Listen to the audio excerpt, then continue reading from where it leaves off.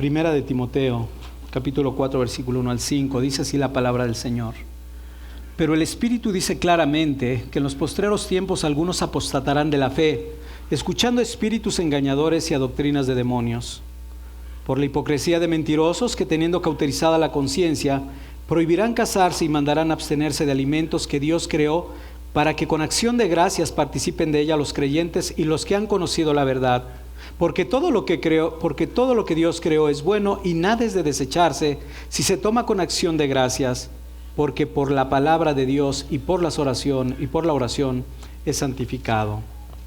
Amén. Pueden sentarse, por favor.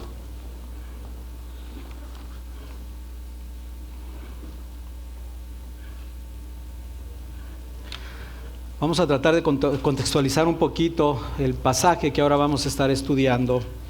Debemos recordar que el apóstol Pablo ya le había dado en el capítulo 3 de esta misma epístola las cualificaciones que eran necesarias para todos aquellos que aspiraban o que aspiran a ser líderes dentro de la iglesia. Esto del versículo 1 al 13. Más adelante recordamos que Pablo tenía una intención muy seria de estar con él para advertirle de las circunstancias, para advertirle de estos falsos maestros que estaban corrompiendo, que estaban afectando la espiritualidad de la iglesia de Éfeso, diciéndole en el versículo 14, espero pronto ir a verte, aunque si tardo, dice, pero si tardo, sepas cómo debes de conducirte en la casa de Dios, que es la iglesia del Dios viviente, columna y baluarte de la verdad. Había una urgencia que tenía Pablo para estar allí. Él quería estar al pendiente de guardar algo que se le había conferido a la iglesia, y esto es la verdad del evangelio. No solamente era necesario proclamarla, sino también era necesario defenderla contra las falsas enseñanzas y las herejías que conducen finalmente a apartarse del Dios vivo. Todo esto era lo que Pablo tenía en su corazón cuando empieza a escribir ahora esta porción de la Escritura. Inicia diciendo el texto, pero el Espíritu dice claramente, es decir, no deja lugar a dudas, que muchos se van a apartar de la fe. Ahora bien, sabemos que si no tenemos la certeza si fue una revelación directa que el Espíritu de Dios haya hecho en el apóstol Pablo, como cuando experimentó en Damasco su conversión, no lo sabemos, o si fue de alguna manera por revelación de algún profeta, como recordamos en el capítulo 11 del libro de los Hechos, cuando Agabo le dijo que él iba a ser encarcelado en Jerusalén. De una u otra manera, Pablo sabía lo que el Espíritu había hablado. ¿Cuál es el propósito de esta profecía? Podríamos preguntarnos. Propósito, advertir a la iglesia de las terribles consecuencias, tanto presentes como futuras, que trae el pecado de la apostasía. Un texto que comúnmente nos pone a temblar es el de Primera de Juan, capítulo 5, donde el apóstol nos dice que hay pecados de muerte por los cuales dice dice que no debemos pedir. Uno de ellos es el pecado de la apostasía, y el otro, por instrucción del Señor Jesucristo, es la blasfemia del Espíritu Santo. Pero este es uno de los cuales habla Juan. Para poder entenderlo, podríamos pensar en cuanto a lo delicado, lo grave que es este pecado. Podríamos pensar cuando una persona puede entrar en un enojo por haber experimentado una injusticia, lo cual es justo, lo cual es real. Sin embargo, dice el libro de Efesios capítulo 4 versículo 31, quítese de vosotros toda amargura, enojo, ira, gritería, maledicencia, etc. Entonces, ya en sí mismo es grave. El Señor Jesucristo dijo que el que se enoje contra su hermano es culpable de juicio. Pero si esta misma injusticia llevara a alguien en un momento dado a cometer un homicidio, pues las consecuencias serían mucho más serias. No solamente terminaría teniendo que quitar ese enojo, sino podría terminar, de acuerdo a los hechos, en la misma cárcel. De manera similar, cuando pensamos en las consecuencias que puede experimentar alguien que se aparta de la fe, es el abandono de la protección del Todopoderoso. Siendo entregado, como lo hemos visto en el primer capítulo, versículo 18 al 20, siendo entregado a Satanás, abandonado a una mente reprobada y a toda clase de mal. Consecuencias terribles que experimenta todo aquel que se aparta de la fe. Dice el apóstol Pablo, versículo 1, muchos o algunos apostatarán de la fe. Ya habíamos dado la definición, pero como es un punto muy importante doctrinalmente hablando, es necesario retomarlo. Decíamos que apostatar significa apartarse o quitarse del lugar que se tenía originalmente y ponerse en otro lugar. Dicho de una manera más sencilla, es apartarse de la fe. Esto quiere decir que aquellos que habían sido instruidos y en un momento iluminados por el Evangelio, lo negarán, rechazando la fe con la cual habían sido llamados. Ahora, no estamos hablando de algunos que en un momento dado puedan estar dudando de la seguridad de su salvación, o aquellos que puedan llegar a tener alguna fuerte lucha en su caminar cristiano. No estamos hablando de ellos. Son aquellos que voluntariamente se apartan de la fe del Señor Jesucristo. Cuando hablamos de la fe, recordemos, no estamos hablando del objeto de la fe, no estamos hablando de la cruz, no estamos hablando de la obra consumada del Señor. Estamos hablando del conjunto de doctrinas fundamentales, las cuales nosotros como cristianos hemos creído. El texto de Judas 3 lo ilustra muy claramente cuando dice este concepto, cuando dice que es necesario contender ardientemente con la fe, con el conjunto de doctrinas fundamentales que han sido dadas una vez a los santos. Y para tener un poco de idea de lo que estamos hablando y poder diferenciar, como en alguna ocasión lo pudimos ver, entre lo que era ser iluminado y lo que es tener la revelación del Evangelio en el corazón, recordemos que en esta epístola el apóstol Pablo nos habla algo de su conversión. En el capítulo 1, versículo 13, Pablo nos dice que él antes había sido un blasfemo, perseguidor e injuriador. Dice, mas fui recibido a misericordia porque lo hice en ignorancia, en incredulidad. La gran diferencia que veíamos con respecto a los falsos maestros es que ellos habían sido iluminados por el Evangelio. No solo fueron ellos mismos iluminados, sino ellos mismos llegaron a ser maestros del Evangelio dentro de la misma iglesia de Éfeso. Pero dice el versículo 20 del capítulo 1 que ellos, versículo 19, que naufragaron en cuanto a la fe. Encontramos 6 características muy interesantes que debemos contemplar en este pasaje que hemos leído, que vamos a estudiar el día de hoy. 6 características que debemos observar. La primera característica que encontramos en el texto es que la apostasía es algo seguro. La apostasía es segura. El Espíritu dice claramente que algunos apostatarán de la fe. Es absolutamente predecible que va a suceder. El Señor advirtió, como lo hemos visto, que en los tiempos finales muchos falsos maestros se levantarían, vendrían, y por ella dice que el amor de muchos se enfriaría. Yo quisiera hacer un énfasis de lo que yo alcanzo a ver en Mateo capítulo 24, porque veo que al menos en 3 ocasiones el Señor hace una advertencia con respecto a esto, con respecto a estos falsos maestros, con respecto a estos que guiarán y desviarán a muchos de la verdadera fe. Mateo 24 en el versículo 5 dice, porque vendrán muchos en mi nombre diciendo yo soy el Cristo y a muchos engañarán. Más adelante versículo 1, y muchos falsos profetas se levantarán y engañarán a mucho. Y por haberse multiplicado la maldad, el amor de muchos se enfriará. Más adelante vuelve a reiterar la misma advertencia, porque se levantarán falsos cristos y falsos profetas y harán grandes señales y prodigios, de tal manera que engañarán si fuera posible aún a los escogidos. Entonces, una advertencia muy fuerte la que encontramos en esas señales que el Señor habla antes de su segunda venida. Ahora, esto no fue algo solamente que el Señor estaba diciendo que iba a ocurrir. Esto es algo que inclusive había experimentado el propio Señor Jesucristo. Al menos recordamos en el capítulo 2 del libro del Evangelio de Juan, cuando el Señor Jesucristo decía que muchos se habían vuelto de andar con Él. Dice que muchos creyeron en Él, pero Él mismo no se fiaba de ellos porque conocía sus corazones. Hombres que finalmente se apartaron. Pero en el capítulo 6 encontramos también capítulo 6 del Evangelio de Juan, encontramos también una seria advertencia con respecto a esta apostasía.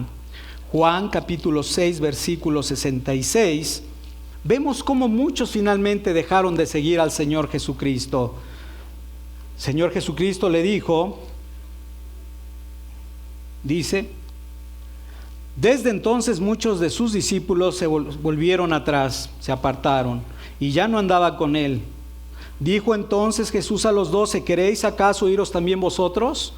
Y esta advertencia que vemos aquí, o estas palabras, debemos aplicarlas cada uno de nosotros cuando pensamos, bueno, ellos se apartaron de la fe, se descuidaron, no quisieron sufrir la palabra, etc. Sin embargo, el Señor está cuestionando a los 12 discípulos, diciendo, ¿vosotros también queréis iros? Y la pregunta sería también para ti, guarda tu corazón de esta interrogante que hace el Señor Jesucristo a cada uno de los discípulos. Y no solamente la vemos aquí este cuestionamiento, recordemos lo que hemos visto en Hebreos capítulo 3 versículo 12, cuando el Señor vuelve a exhortar por medio del autor de Hebreos diciendo que no hay entre nosotros alguno de corazón incrédulo que quiera apartarse del Dios vivo. Advertencia tras advertencia. Pero es interesante a veces que meditemos la manera tan sutil que las personas se van apartando del camino del Señor. Quisiera dar algunos motivos muy generales. Podríamos ir enfatizando en cada uno de ellos, pero no nos daría el tiempo, la realidad. Tendríamos que predicar cada uno de ellos porque tienen profundidad. Pero vamos a ver algunas de las principales características por las cuales las personas se apartan de la fe. Número 1, de acuerdo al texto que hemos leído en Juan capítulo 6, versículo 66, es porque no pueden sufrir la doctrina del Señor Jesucristo. Y esto lo vemos en el versículo 54 del mismo capítulo del Evangelio de Juan, dice 53. Dice el Señor, de cierto os digo, si no coméis la carne del Hijo del Hombre y bebéis la sangre, no tenéis vida en vosotros. El Evangelio es chocante para el mundo, es chocante para la carne. Dice el versículo más adelante, en el versículo 60 dice, al oírlas, muchos de sus discípulos dijeron, dura es esta palabra, ¿quién la puede oír? Uno de los aspectos entonces que las personas no pueden sufrir y no pueden soportar es la doctrina del Señor Jesucristo. En esencia, primeramente es el Evangelio, pero yo te tengo que decir a la luz de la palabra, por ejemplo, de Mateo capítulo 28, cuando el Señor nos manda a hacer discípulos a todas las naciones, bautizándolos en el nombre del Padre, del Hijo y del Espíritu Santo, dice, y enséñales que guarden todas las cosas que os he enseñado. No les gusta, no les agrada, es chocante. Es mucho, pide demasiado. Y a la hora de empezar a calcular los gastos, muchos finalmente prefieren apartarse del Señor. Este es uno de los principales aspectos por los cuales muchos se vuelven atrás. Otro aspecto interesante es el deseo de hacer de la piedad una fuente de ganancias. Hemos dicho que a lo largo de todo el Nuevo Testamento hay muchas advertencias con respecto a utilizar la religión como para obtener un beneficio económico. Es lícito que alguien se esfuerce y trabaje para poder suplir a los suyos, y lo hemos dicho. El que hurtaba, no hurte, sino trabaje haciendo con sus manos lo que es necesario, para que tenga con qué ayudar al que lo necesita. Pero por otro lado vemos que no debe ser el medio la religión. Por eso muchas veces somos muy cuidadosos, inclusive en el día del Señor. ¿De qué se habla de Judas con respecto a este apóstata? ¿Cuál era uno de sus pecados que tenía este hombre que había participado de la cena del mismo Señor Jesucristo? Recordemos que era un ladrón, alguien que sustraía de la bolsa de las limosnas, alguien que quería hacer de la piedad fuente de ganancia. Y hay advertencias que veremos más profundamente en 2 de Timoteo con respecto a esto. Tercer aspecto que debemos considerar para la apostasía y que es una realidad: la persecución. Cuando viene la persecución, muchos huyen. Ahora, decimos, ¿cuál persecución? No estamos en los tiempos de Roma, cuando Nerón agarró a Pablo, cuando Nerón agarró a muchos cristianos finalmente para torturarlos de una manera que pocos lo han podido soportar. Pero ellos son ejemplo para nosotros, para que entendamos la fidelidad de Dios. Pero a lo que voy es esto: no podemos ser místicos sino objetivos en lo que es nuestro contexto real. Eso significa que no necesitamos experimentar esas grandes opresiones como nuestros hermanos en el pasado para finalmente apostatar de la fe. Hoy en día podemos sufrir lo que son acosos, crueldades y opresiones. ¿En dónde? En tu casa, con los tuyos, con tus amistades, en tu trabajo y en toda relación social que tenemos. Es donde nosotros experimentamos. Pero esto no es nuevo. El Señor Jesucristo lo había advertido en Mateo capítulo 10, versículo 35, diciendo, porque he venido a poner en disensión al hombre contra su padre, a la hija contra su madre, y a la nuera contra su suegra, y los enemigos del hombre serán los de su casa. Por eso la advertencia también cuando el Señor Jesucristo dice, preocúpate más bien cuando todos hablen bien de ti. Algo anda extraño. Siguiente aspecto que pudiéramos, bueno, aquí nada más quisiera animar a cada uno de mis hermanos y hermanas a no tener temor. Por eso la importancia de estar juntos, unidos para esos momentos difíciles de adversidad que todo mundo podemos experimentar, para fortalecernos los unos a los otros, para no tener temor a aquel que puede quitarnos la vida, al hombre que puede quitarnos la vida, pero más nada puede hacer. Temamos al que puede quitar la vida y echar nuestra alma en el infierno. A este debemos de temer. Pero también recordemos que otro de los aspectos importantes y que sí hemos experimentado como iglesia es el amor al mundo. El amor al mundo, el amor a las cosas sensuales que ofrece este mundo. Varias personas han salido de aquí, primero con una buena mentira, ¿verdad? Tratando de encubrir el pecado que realmente hay en el corazón. Luego por el Facebook y los medios de comunicación te enteras realmente lo que hay en la perversidad de su corazón. Realmente amaban el mundo. ¿Te suena esto a alguien que marca la Escritura? Hablando acerca de Demas. Demas, dice el apóstol Pablo, que lo abandonó amando al mundo. Primera de Juan, también hablando de las características de alguien que es nacido de Dios, dice que si alguno ama al mundo, el amor de Dios no está en él. Entonces es algo completamente congruente. Estos solo son algunos aspectos por los cuales las personas finalmente se apartan de la fe. Cuando esto ocurre, ¿qué debemos experimentar como iglesia? ¿Qué debemos sentir nosotros? La realidad es que debemos de entender algo. Esto no es algo que afecte realmente a la iglesia. Cuando nos sucede que Dios permite que este tipo de personas finalmente salgan de nosotros porque no eran de nosotros, porque si hubieran sido de nosotros permanecerían con nosotros, pero se manifestó para que se viera que realmente no eran de nosotros. Entonces, ¿cómo debemos recibirlo como iglesia? Bíblicamente hablando, entendiendo que nunca formaron parte de la unidad del Espíritu, nunca formaron parte de esa unidad interna, orgánica, sino era algo mecánico y externo, de tal manera que no debe de afectarnos. Y ve cómo te lo digo, no debería afectarnos cuando tenemos las evidencias suficientes de que se han apartado de la fe. Por eso Juan dice, no oren por ellos, no oren por ellos. Son pecado de muerte, ya olvídate de ellos. Ora por los que están aquí, que necesitan el conocimiento del Hijo de Dios, por los que todavía están siendo confrontados con la palabra. Así que estos hombres nunca conocieron la fe salvadora, nunca fueron regenerados y por lo tanto nunca anduvieron en vida nueva. Segunda característica que podemos encontrar de este pasaje. Cuando inició la profecía, lo empezamos a ver la ocasión pasada. Cristo vino,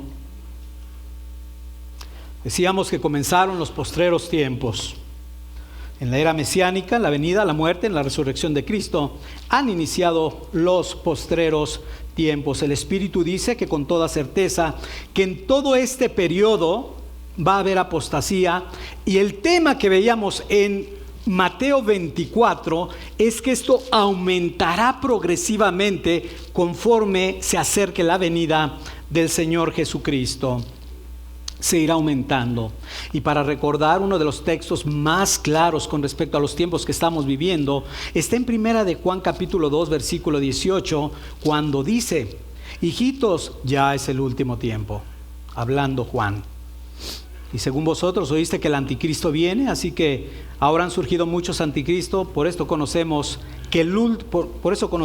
que es el último tiempo.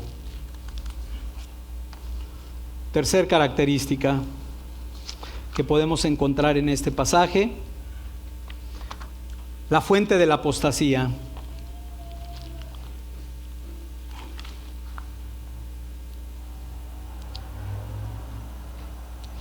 ¿Cuál es la fuente de la apostasía? De acuerdo a lo que vemos en el texto, regresamos al texto del versículo 1, dice que escuchando espíritus engañadores y doctrinas de demonios, la fuente principal de la apostasía son los mismos demonios. La fuente es demoníaca. Ahora, nada nuevo de lo que no hemos estado estudiando. Recuerden, en el libro de Efesios capítulo 6, versículo 32, Pablo ya nos había advertido que nuestros problemas no son contra sangre y carne. Él ha dicho, es contra principados, potestades, contra los gobernadores de las tinieblas de este siglo, contra las huestes espirituales de maldad en las regiones celestes. Ya lo dijo Pablo. Hay claridad, pero a veces creo que se nos olvida. La fuente principal de la apostasía es demoníaca. Nuestra lucha es verdaderamente contra Satanás y contra sus huestes espirituales. La tercera característica de la cual está hablando Pablo aquí es espíritus engañadores. Y esto también nos debe de llevar a entender lo siguiente: detrás de toda falsa enseñanza, detrás de toda herejía, siempre van a estar los demonios. Eso no lo digo yo, lo dice el texto de la Escritura que estamos estudiando. Ellos son la fuente de toda falsa adoración al Señor. Mientras que el Espíritu de Dios nos guía a toda verdad por medio de su palabra, el engañador nos lleva a todo error que seduce y nos aleja de la verdad de Dios. Lo hacen por medio de enseñanzas de demonios. Todo lo que contradice la doctrina de Dios podemos considerarlo como doctrina de demonios. Nos podemos remontar inclusive al inicio de la creación, la manera en que sutilmente Satanás engañó con su teología a Eva. Si comieres de ese fruto, conoceréis el bien y el mal y seréis como Dios. Una falsa adoración guiada y dirigida por el mismo Satanás. Por ello, ni tú ni tus hijos deben estar expuestos a ese tipo de doctrinas que se desvían de la verdad de Dios. Por ello, cuando alguien toma alguna decisión de cambiar de empleo, de cambiar de residencia, debe de contemplar la importancia de una iglesia bíblica, una iglesia que sí tiene deficiencias, pero que se esfuerza en predicar la sana doctrina.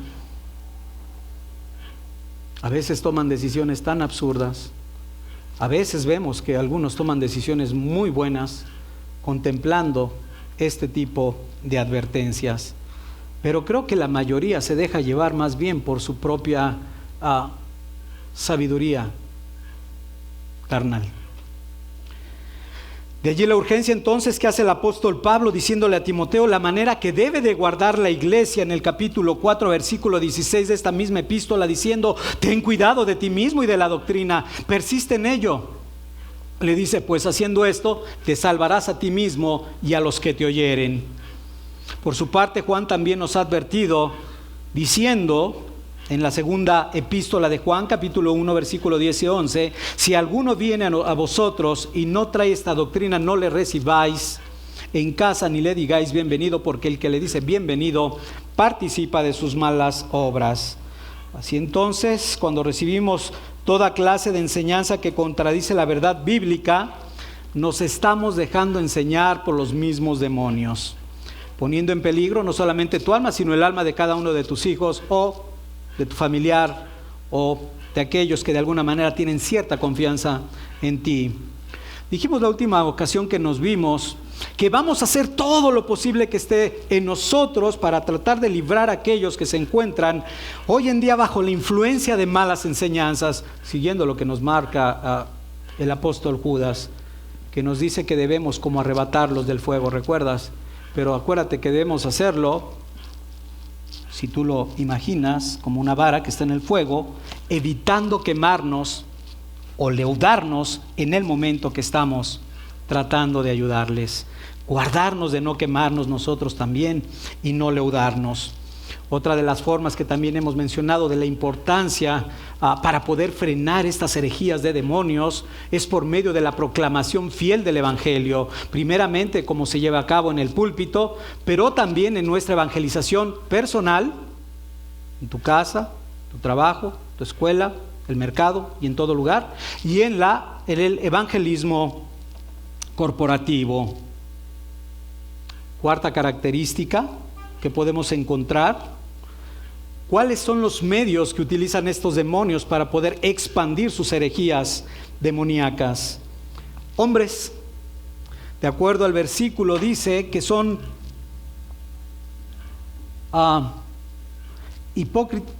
por la hipocresía de mentirosos que, teniendo cauterizada la conciencia. Son hombres los que utilizan como engañadores y mentirosos, por la hipocresía de mentirosos que, teniendo cauterizada la conciencia, y continúa lo del párrafo.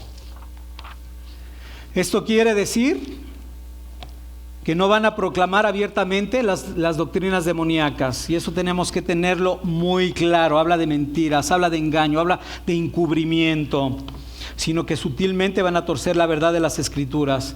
No importa que formen parte en un momento dado del liderazgo de una iglesia, inclusive que se llame bíblica. Recuerda que muchos han salido de ella. La iglesia de Éfeso era una iglesia bíblica, la iglesia de Corintios era una iglesia bíblica, la iglesia de Gálatas era una iglesia bíblica. Pues no importa que estén ahí. Pablo dijo, de hecho, que dentro de vosotros se levantarán también hombres que hablarán cosas perversas. Así entonces no importa que ocupen algún liderazgo, no importa que hayan asistido a un buen seminario, aún por el más prestigioso que pudiera ser, escrito algún libro de teología, no importa que inclusive puedan tener por algún tiempo apariencia de piedad. Finalmente, todos estos hombres van a negar la eficacia de ella, y ese es el punto específico que nos marca la Escritura. La fuente es demoníaca, y entonces los medios que utilizan son humanos. Estos hombres no van a buscar la verdad de Dios, sino van a buscar el engaño, y tampoco buscarán servir a Dios con integridad. A partir de este versículo, Pablo nos está diciendo que aquellos que prohíben el matrimonio y los alimentos son falsos maestros que tienen cauterizada su conciencia. Ahora, para introducirnos a lo que Pablo sigue hablando en el versículo 2, por la hipocresía de mentirosos que, teniendo cauterizada la conciencia. Y sabemos que tenemos una muy buena definición en el libro de Romanos capítulo 2. Podemos ir a ella. Romanos capítulo 2, versículo 14 y 15. Dice: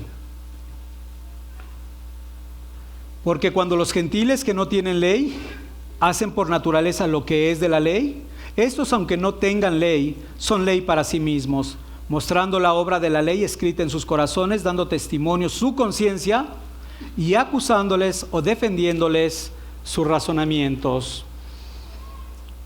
Esta es una muy bonita definición bíblica, y también podemos decir que es la facultad que tiene el hombre. La conciencia es la facultad que aplaude o condena una acción en la mente del hombre. Es la sensibilidad también a lo bueno o a lo malo que condena la conducta. Alguien que continuamente vemos que se esforzó en guardar una conciencia limpia fue el apóstol Pablo, y solamente un texto de los muchos que aparecen con respecto a él lo encontramos en Hechos capítulo 3, versículo 23, versículo 1. Hechos 23, versículo 1, dice el apóstol Pablo: entonces Pablo, mirando fijamente al concilio, dijo: varones hermanos, yo con toda buena conciencia he vivido delante de Dios hasta el día de hoy. Pablo no solo se esforzaba a vivir con buena conciencia delante de Dios, sino Pablo se esforzaba a vivir con buena conciencia delante de Dios y delante de todos los hombres. Se esforzaba continuamente. Pero entonces, ¿cómo es que estos, nos podríamos preguntar, cómo es que llegan al punto de cauterizar su conciencia? ¿Cómo es que podemos llegar al punto de cauterizar la conciencia? En primer lugar, lo que Pablo quiere decir es que acallan continuamente las advertencias, hasta el punto en que la conciencia ya deja de molestar. Esto significa perder la sensibilidad. Y como un ejemplo muy sencillo que se puede utilizar, es como cuando una persona se llega a quemar. Hablo de una quemadura de, no sé si se dice segundo, tercer grado, que hace que la parte que ha sido quemada pierda la sensibilidad del nervio y cuando le haces algo ya no siente, pierde toda la sensibilidad. De la misma manera sucede con la conciencia cuando nosotros resistimos a algo que nos está marcando. ¿Recuerdas cuando Esteban le predicó a aquella multitud que lo apedreó finalmente? Él le dijo, porque vosotros siempre estáis resistiendo al Espíritu Santo.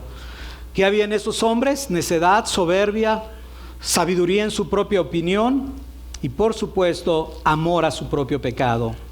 Esto es lo que finalmente lleva a endurecer a las conciencias. Por eso hemos dicho una y otra vez desde el púlpito la importancia que tiene la exhortación, la importancia que tiene la confrontación, la importancia que tiene la amonestación entre los unos y los otros. Cuando alguien no lo acepta, ¿qué sucede? Corre el riesgo de endurecer su conciencia. Y esto fue exactamente lo que recordarás habían experimentado los diferentes falsos maestros que se encontraban en Éfeso. Pablo se esforzó, Pablo se esmeró en mandar diferentes pecados, lo habíamos observado en el capítulo 1, con respecto a los pecados que ellos tenían con respecto a Dios y los pecados que habían cometido con respecto a sus semejantes, pero se endurecieron en su pecado y no quisieron oír la amonestación del apóstol Pablo. Por eso se desviaron a hacer el mal uso de la ley. Pero el tema que veíamos también es que no solamente se corrompen ellos, sino se corrompen todos los que están cerca de ellos. Y esto lo veíamos en 2 de Timoteo con respecto a estos hombres que se habían apartado y naufragado en cuanto a la fe.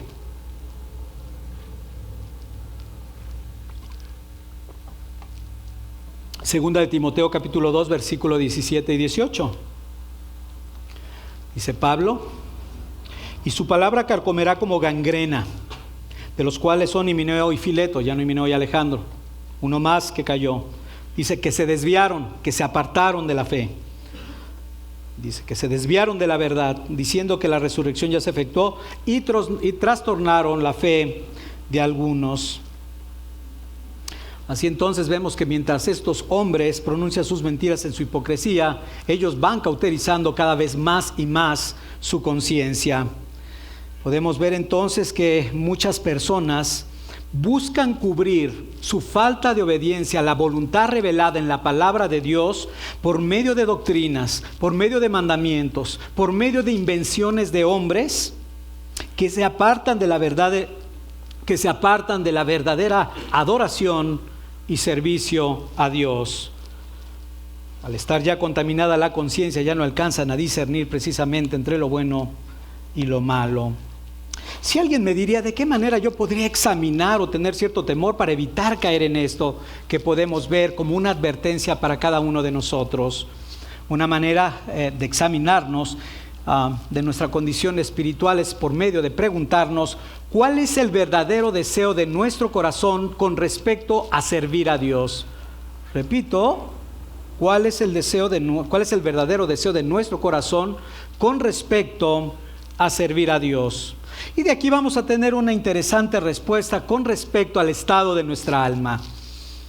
Es decir, si nuestro anhelo va disminuyendo, va siendo cada vez más poco, se va haciendo o tira a ser nulo, entonces quizás nuestras conciencias están comenzando a ser endurecidas.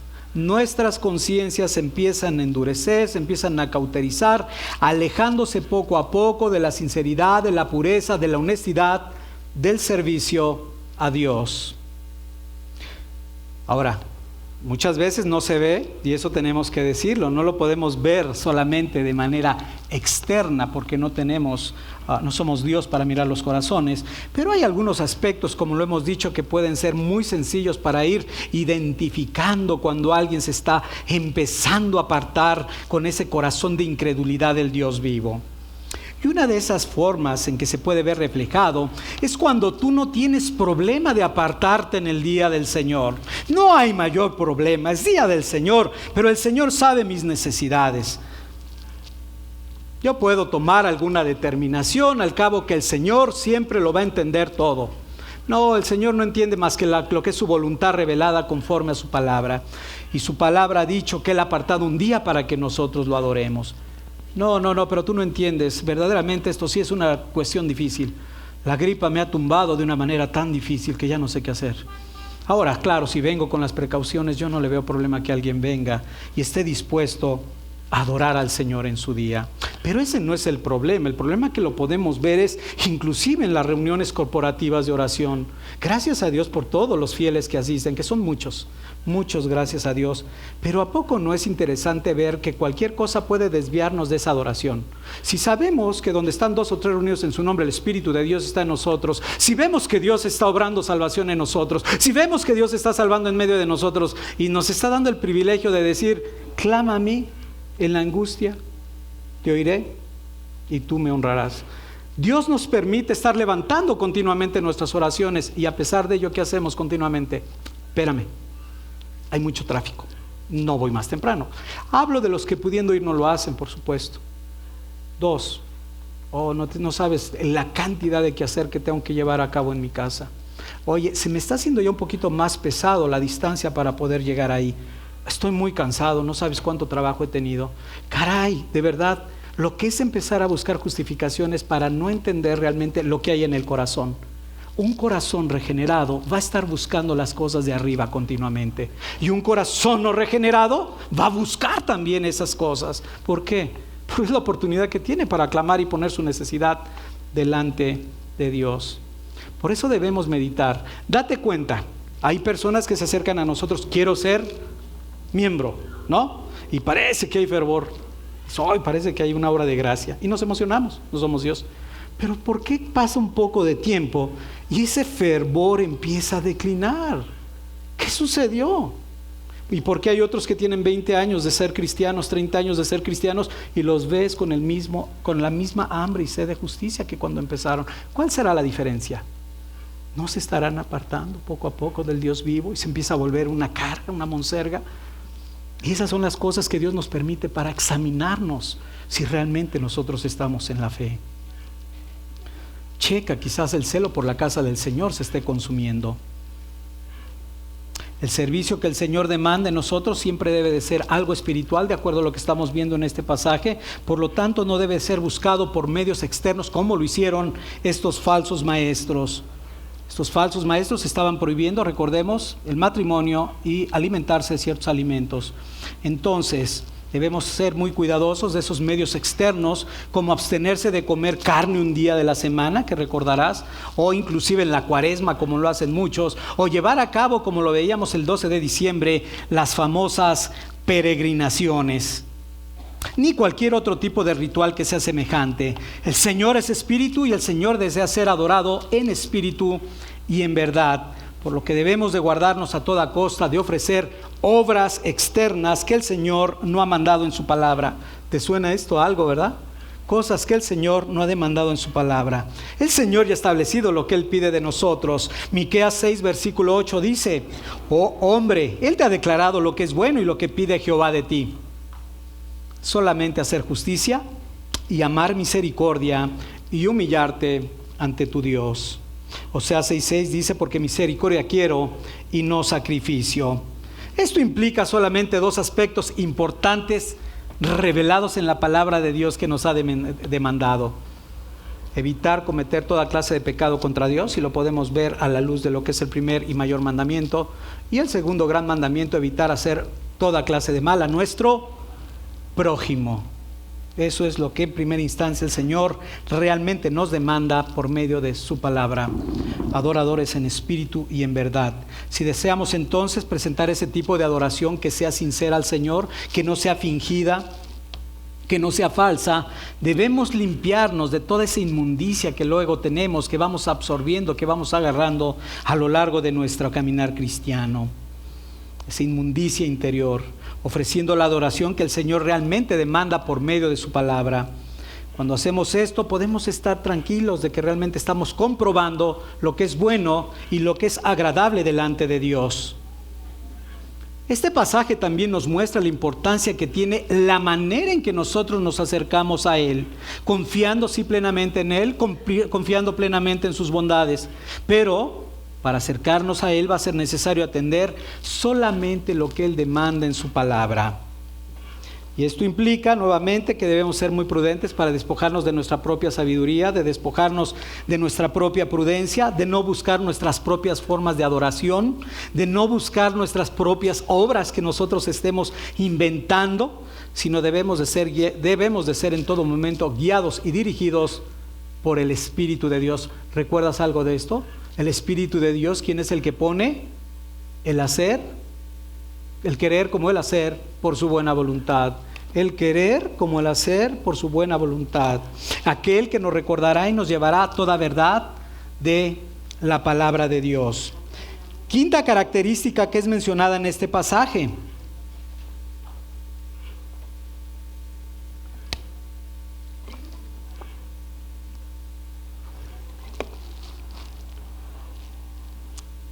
¿En qué consistía el error de estas enseñanzas?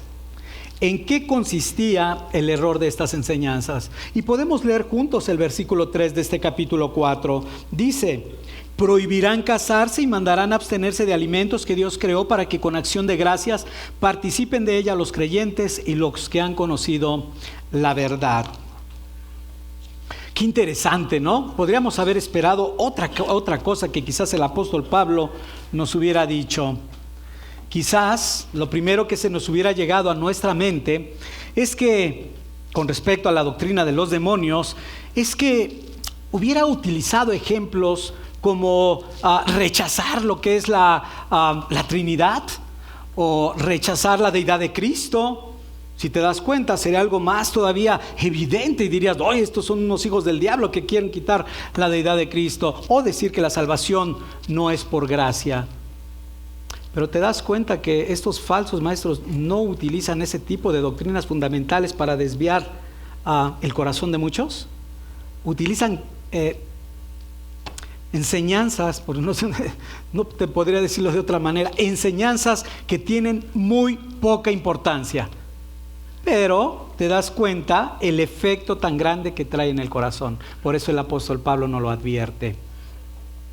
Podemos ver entonces que aquí está la astucia, está la artimaña literalmente de Satanás, que busca engañarnos por medio de estas enseñanzas que podríamos llamarle de mucho menor importancia, como el matrimonio y los alimentos. Ahora, ¿dónde se encuentra lo sutil de lo que estamos hablando? Primero debemos de entender, el matrimonio fue creado por Dios. Sin embargo, recordamos en 1 Corintios 7, cuando Pablo da una exposición gloriosa con respecto al matrimonio, que Pablo termina dando una recomendación, si se acuerdan, diciendo: pues es mejor que te quedes así para que puedas servir a tu Señor. Es mejor quedarte soltero, dice el apóstol Pablo. Entonces, en sí mismo eso no está mal, o sea, no es algo pecaminoso, si te das cuenta. Por otro lado, recordemos en el Sermón del Monte, Señor Jesucristo en el capítulo 6, instruyendo acerca de el ayuno, que implica abstenerse de comer alimentos. Oye, pero entonces, ¿dónde está el error de estos hijos del diablo? ¿Te das cuenta? En sí mismo entonces pareciera que ahí no hay problema. El problema fundamental entonces está cuando estos aspectos se convierten en parte del fundamento de la salvación, o parte del fundamento, o como un complemento, o como algo complementario en la salvación. Así que debemos tener mucho cuidado con estos aspectos que parecieran ser tan sencillos, tan ligeros. Nada es necesario para la obra suficiente que ha llevado a cabo el Señor Jesucristo. Nada es necesario para la suficiencia de la persona y la obra de Cristo. Por otro lado, esto también nos puede dar otra instrucción interesante: el no estar evaluando a las personas en su espiritualidad por lo que comen o por lo que no comen, por lo que beben o por lo que no beben. ¿Por qué? Porque esto va a producir obviamente una religión simplemente externa, una religión por obras, como lo estamos viendo aquí en este pasaje. Y no solamente lo vemos aquí, recordarás inclusive que a lo largo de las Escrituras en el Nuevo Testamento, el apóstol Pablo hace constantes advertencias con respecto a esto. Y una de esas advertencias la encontramos en el libro de Colosenses, capítulo 2, y quisiera que lo leyéramos juntos para que viéramos que no es algo aislado, esta advertencia que el apóstol Pablo nos está dando con este tipo de enseñanzas de demonios. Dice Pablo en el capítulo 2, versículo 20 al 23.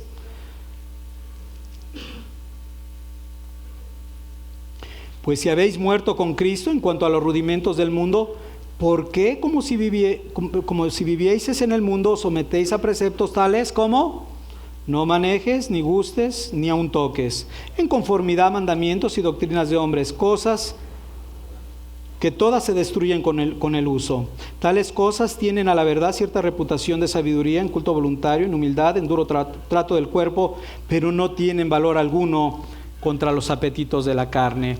Y recordemos, ¿qué es lo que querían infundir nuevamente ahí? Sí, Cristo, más todas estas obras adicionales. ¿Qué es lo que querían hacer los falsos maestros de Galacia?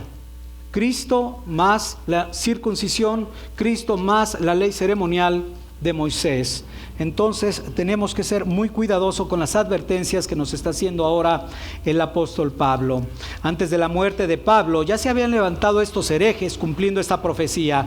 Unos decían que ciertos alimentos deberían de ser evitados, y obviamente estos eran los de contexto judío cristiano, o aquellos judíos que se habían convertido al cristianismo. Otros se abstenían de alimentos como parte de su devoción a Dios, y algunos otros consideraban el matrimonio como algo contaminado e impuro.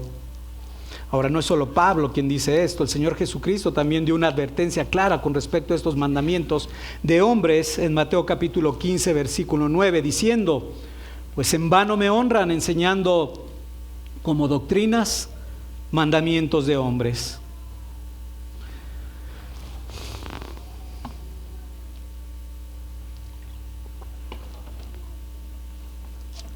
A lo largo de la historia de la iglesia se han levantado muchas sectas que han arrastrado tras de sí a muchos. No solo una, la historia habla de docenas y docenas de estas. Todas ellas han tenido el mismo común denominador acerca de este grupo de personas. Ambos buscaban servir a Dios prohibiendo el matrimonio y ciertos alimentos. Algunos escogieron nombres relacionados con estas mismas enseñanzas, como fue el caso de los encratitas. Estos hombres tuvieron su auge particularmente entre el siglo II y el siglo IV después de Cristo. Estos líderes estaban imponiendo a todos los cristianos, a la iglesia del Señor Jesucristo, que ellos deberían de abstenerse de alimentos fuertes que ellos llamaban, como era el caso de la carne y del vino. Y además también estaban diciendo que era necesario que se abstuvieran de las relaciones sexuales. Estamos hablando dentro del matrimonio. ¿Y cómo era que ataban la conciencia de los cristianos? ¿Cómo la ataban? Y ve el término. ¿Cómo es que sometían a yugo sus conciencias? Como hoy lo hacen muchas sectas. Vas a perder tu salvación. Si tú lo haces, vas a perder tu salvación. Y entonces el yugo de muchos era puesto en su cerviz. Esto es algo que podemos observar hoy en día en los católicos, cuyos sacerdotes, cuyos monjes rechazan el matrimonio, toman lo que le llaman el voto de celibato o continencia, pensando que este es un sacrificio que puede agradar a Dios. Pero ya lo habíamos visto, ¿verdad?, en las obras de supererogación, que estas obras no tienen ningún valor delante de Dios y que solo son cosas que ellos están creando para el tesoro, para su tesoro de su iglesia. Incluso el Papa llegó a decir que los que andan en la carne no pueden agradar a Dios. Pero ¿sabes a qué se refería? Los que andan en la carne, refiriéndose particularmente al matrimonio, porque él consideraba que el matrimonio era algo contaminado. Lo mismo sucedió con los antiguos herejes que aparecieron inmediatamente después de los apóstoles, y algunos ya estaban activos antes de la muerte de ellos. Ahora tengo que decir que muchos verdaderos cristianos que tenían temor de Dios estaban oponiendo durante un tiempo a estos herejes. Sin embargo, pasado el tiempo, muchos finalmente se contaminaron. Por eso insistimos, ¿no sabéis que un poco de levadura leuda toda la masa? Muchos verdaderos cristianos finalmente se habían corrompido. ¿Por qué fueron contaminados? Podríamos preguntarnos. Recordemos primeramente que dice Santiago que a veces somos oidores olvidadizos. Nos olvidamos que Cristo es todo lo que necesitamos. Es Cristo todo lo que ellos necesitaban. A pesar de haber recibido toda bendición espiritual en Cristo, a pesar de haber sido hechos salvos en Él, ahora les estaban enseñando que había más cosas que buscar, más cosas que experimentar. Ellos deberían de buscar un nivel más alto. Podían alcanzar un nivel más alto, más humildad, más piedad, por medio de las prohibiciones. Y si tú te das cuenta, esto es algo muy sutil. Pareciera bueno. Si yo dejo de hacer esto, implica que mi piedad está creciendo. Ahora, nada más para diferenciar siempre, no confundamos la santidad con lo que estamos hablando, para que tampoco signifique que estamos diciendo, eso significa que entonces voy a hacer de todo y porque ahora tengo una libertad en Cristo que me permite irme al otro extremo que se llama libertinaje. No, estamos diciendo específicamente con respecto al texto que debemos de ser muy cuidadosos de no caer en esto. Habrá cosas que habrá que apartarnos. Por eso dice la oración sumo sacerdotal: Señor, no te pido que los quites del mundo. ¿Qué dice? Guárdalos de la maldad de este mundo, si no, no habría esa intercesión. Nada más para tenerlo en el balance correcto, lo que está mandando Pablo. No vamos a poder alcanzar ese nivel más alto por medio de esas prohibiciones, por lo que Pablo entonces condena tal legalismo. Esto consistía entonces en la abstención de alimentos y en la prohibición del matrimonio. Esto nos debe de llevar a no intentar llevar o hacer nuevas formas de adoración al Señor. ¿Recuerdas el fuego extraño que ofrecieron Nadab y Abiú, no? Levítico capítulo 10, finalmente exterminados por el Señor. Por el contrario, debemos aferrarnos continuamente a la palabra de Dios y no añadir absolutamente nada a ella. Debemos evitar pensar que lo que pensamos o lo que imaginamos muchas veces puede agradar a Dios. Él manda, de acuerdo a Romanos capítulo 12, versículo 1, que nuestro culto sea racional. Dice, no os conforméis a este siglo, sino renovaos en vuestro entendimiento. Vamos a ver Romanos capítulo 12, versículo 1.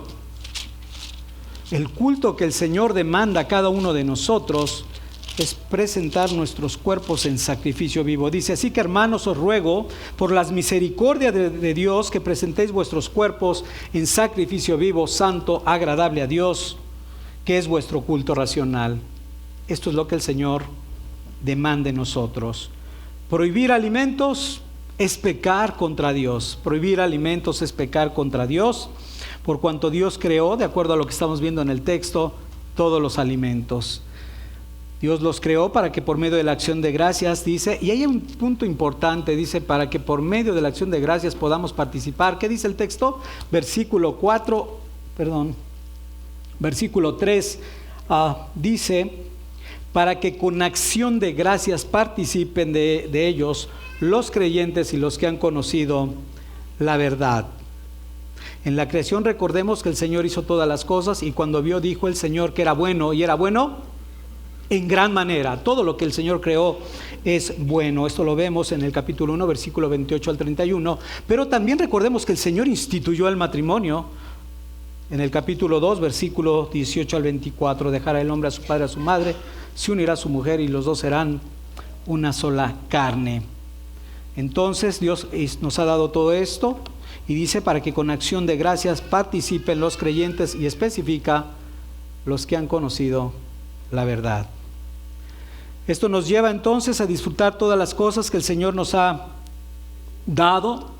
Pero aquí el punto también interesante es que debemos reconocer que el Señor es el creador y que el Señor es nuestro sustentador.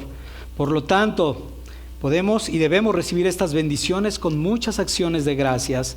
Debemos dar gracias por los muchos beneficios que el Señor derrama sobre cada uno de nosotros. ¿Te das cuenta? Empezamos nuestro culto diciendo queremos dar acciones de gracias. Ahora en el versículo que estamos estudiando dice que podemos participar de ellos con acción de gracias. Pero versículo 4 siguiente continúa diciendo Pablo, porque todo lo que Dios creó es bueno y nada es de desecharse si se toma con acción de gracias. Es interesante ver, ¿no?, cuál es el corazón de Dios con respecto a nosotros, hablando de los cristianos o aquellos que han conocido la verdad. Ahora, una vez que entendemos esta buena voluntad de que nosotros abundamos en acciones de gracias, reconociendo que de la mano de Dios, como diría David, recibimos todas las cosas, debemos hacer un balance de lo que el Señor nos está enseñando aquí. ¿A qué voy?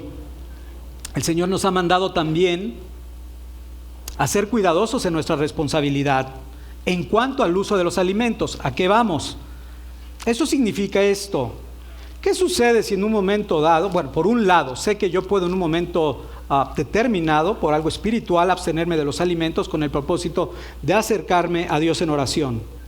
Es lícito. Entonces no estamos haciendo nada pecaminoso.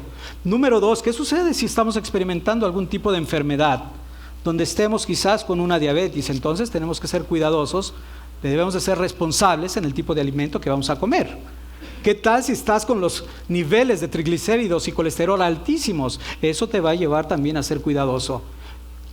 Oye, ¿y dónde está entonces el balance correcto? La Escritura dice que nosotros somos templo de Dios. Así que el balance correcto es que debemos de guardar el templo de Dios también, dándole lo que realmente necesita el cuerpo. Si en un momento necesita que se abstenga de algún tipo de alimento, lo vamos a hacer entendiendo que nosotros somos el templo de Dios. Ahora sí podemos ver que muchos gentiles e incrédulos pueden disfrutar estas cosas que Dios hace, puesto que el Señor, dice el libro de Romanos, hace salir el sol sobre buenos y sobre malos, pero en su corazón malo, en su corazón perverso, no alcanzan a reconocer que la fuente de esos beneficios viene de lo alto. Sexta característica y última, encontramos la forma en que podemos disfrutar es la forma en que podemos disfrutar de la generosidad de Dios. Aquí nada más, primeramente recordemos, el Señor hizo todo bueno y lo hizo bueno en gran manera. Dios ha creado todas las cosas y las hizo para nuestro bien. De hecho, las hizo para sus hijos, y eso lo debemos de tener muy presente. Dios ha hecho todas las cosas y lo hizo en un momento dado para sus hijos, pero hemos dicho, en su misericordia aún hace salir y resplandecer el sol sobre buenos y malos. Dios ha determinado santificar los alimentos por medio de su palabra. ¿Cuál palabra? Particularmente en este contexto, habla acerca o se refiere acerca de las promesas.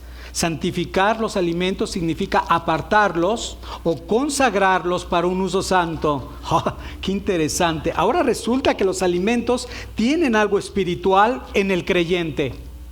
¿Sí tendrán algo espiritual en el creyente?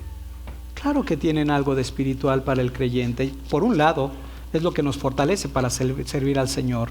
Pero ¿no acaso debemos recordar las palabras que Pablo le dice a los corintios cuando dice, sea que comáis o sea que bebáis, debemos hacerlo todo para la gloria de Dios? Entonces, por supuesto que es algo espiritual lo que Dios nos está demandando. Y esto, amado hermano, amado amigo, aún debes de reconocer que viene como un don de Dios. De no hacerlo así, cuando alguien come un pedazo de, por decirlo de alguna manera, cuando alguien come un pedazo de pan o bebe un poco de agua, sin entender que viene de Dios, le está ofendiendo.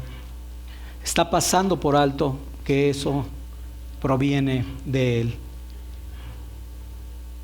Finalmente, por la oración dice que es santificado, por medio de ella levantando nuestra petición al Señor, pidiendo el pan de cada día. Por un lado, ¿recuerdas? Fue la instrucción que dio el Señor Jesucristo, la oración que le muestra a sus discípulos, pero en esa misma intercesión nosotros podemos abundar y expresar nuestra gratitud por los alimentos recibidos.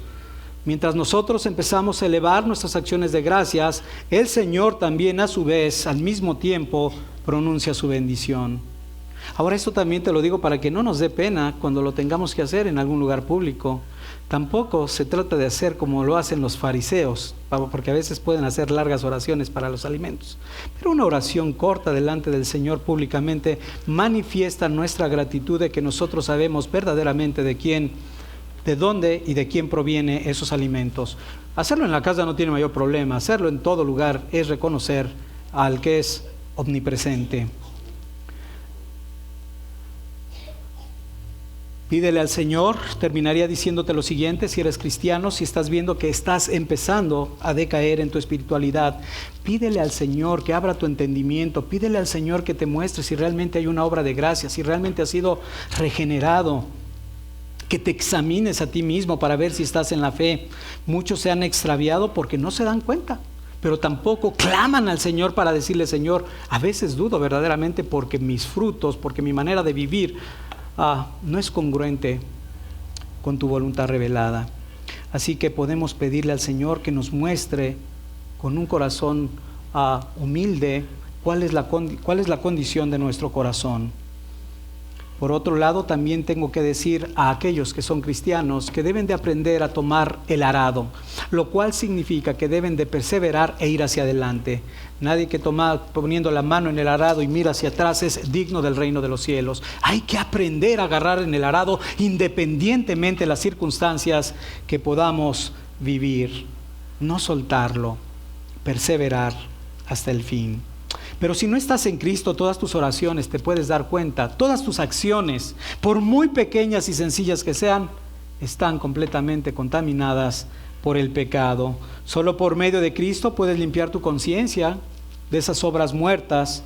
Así que, amigo, el día de la salvación es hoy. El día de la salvación es hoy. Ve a Cristo en arrepentimiento. El Señor es amplio en perdonar. El Señor es grande en misericordia. Si tú vas con esa actitud en humillación. Amén. Pasemos a la Santa Cena.